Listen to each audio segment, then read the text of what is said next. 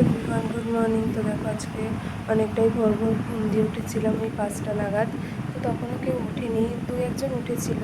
তো তারপরেই তো সকাল সকাল স্নান করে রেডি হয়ে নিয়েছি। তো আজকে সেজে দেওয়া ঘরে পুজো ছিল, সত্যনারায়ণ, তাই যোগাযন্ত্র করে দিলাম। তো দেখো ঠাকুরমশাই ওইদিকে চলে এসছে 6টার সময়।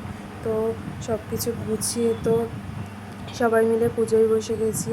তো তারপর পুজোটা ভালোভাবেই হয়েছে। তো তারপর আরতি করে নিয়েছে।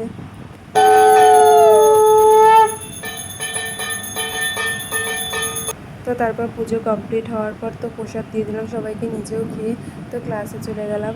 তো ক্লাসে এসে এই দেখো বার্থডে গার্ল, তো এর আজকে বার্থডে। ও ছুটির অ্যাপ্লিকেশান দিচ্ছে, আজকেও থাকবে না, আবার ছুটির সময় এসে লগ আউট করবে।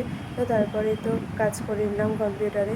তো তারপর লাঞ্চের সময় আজকে যেহেতু আমি সকালে পুজোর কাজ করছিলাম, তো মাসি টিফিন বানিয়ে দিয়েছে, রুটি আর আলুর তরকারি।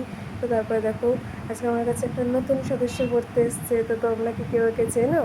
দেখো বই নিয়ে কি সুন্দর পড়ছে, আবার বইয়ের মধ্যে হাম্পিও খাচ্ছে। তো আজকের ব্লগটা এই পর্যন্তই। তো তোমাদের কেমন লাগলো অবশ্যই জানি।